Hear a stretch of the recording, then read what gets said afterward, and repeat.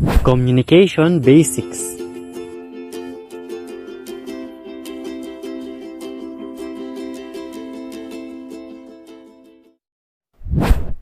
Hi, I'm Giancarlo C. Geronimo, and today we're gonna talk about the basic of communication.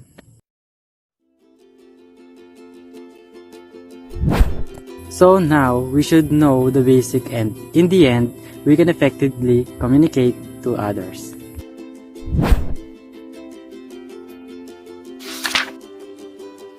But first of all, communication is our common sense.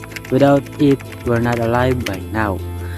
We evolve by sharing thought, helping each other, and banding together and creating things. We can't do all of that without communication. In this video, we will learn what is communication, process of communication, importance of communication. But first, what is communication? Communication is the imparting or exchanging of the information by speaking, writing, or using some other medium. The successful conveying or sharing of ideas and feelings. According to Oxford English Dictionary, as this definition makes clear, communication is more than simply the transmission of information. Before we fully understand the basic, we should go back in time and know how communication evolved to what it is now.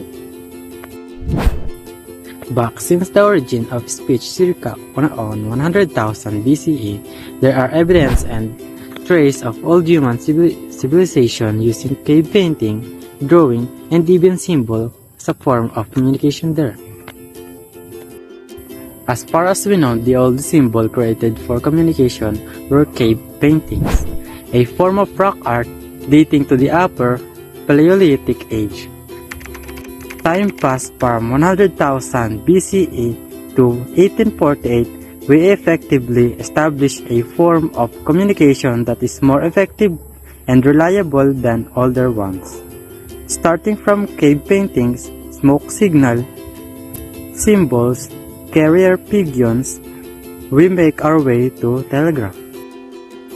But because of their imperfection, it allows easier dissemination of ideas and eventually resulted in the creation of new forms of communication and invention that would improve both the range in which people could communicate and the longevity of the information.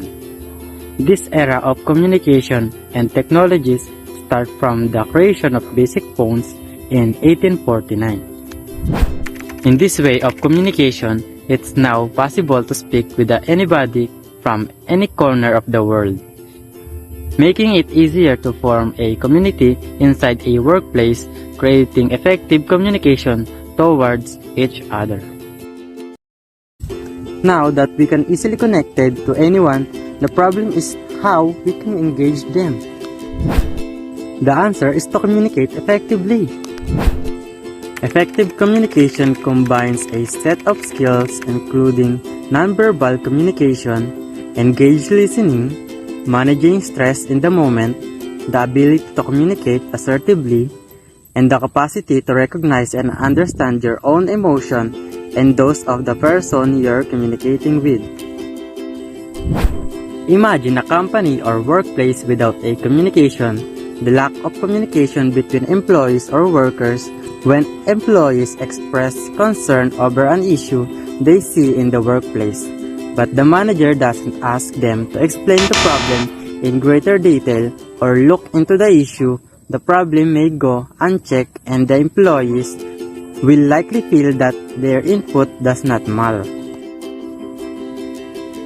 If workers don't have good lines of communication with each other and management, and don't feel like they are being heard, their loyalty and commitment to the organization may suffer.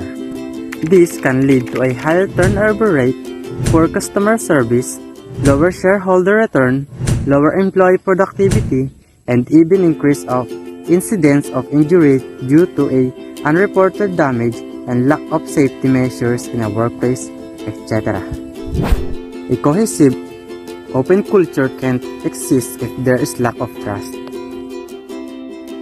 That's why effective communication is important for the process of exchanging ideas, thoughts, opinions, knowledge, and the data so that the message is received and understood with clarity and purpose. When we communicate effectively, both the sender and the receiver feel satisfied. But how communication really works? The communication process is made up of 4 key components. Those components include encoding, medium of transmission, decoding, and feedback. There are also 2 other factors in the process, and those 2 factors are present in the form of the sender and the receiver. First, encoding and decoding. Decoding is your ability to read people cues. It is how you interpret hidden emotion, information, and personality from someone's nonverbal communication. While encoding is your ability to send cues to other people, making this the most important and valuable process in the communication, making the communication impossible without it. Transmission medium in communication is the path traveled by the communication signal from the transmitter to receiver. Transmission of communication signal are done through different mediums. Communication signal could be carried through copper wires as well as through satellite channels. In short, this is the process after sending the message and also the most vulnerable to issue while in the process of sending due to factors that affecting it. Feedback in communication is the response, reaction, or information given by the recipient of the message to the sender. It is the process of letting someone know which areas they need to improve. In short term, feedback comes after the receiver receive the message from the sender. In this process, the satisfaction of communication between the sender and the receiver can be noticed or not. It is very important to know because communication helps us build relationships by allowing us to share our experiences and needs and help us to connect to others. It's the essence of life, allowing us to express feelings, pass on information, and share thoughts.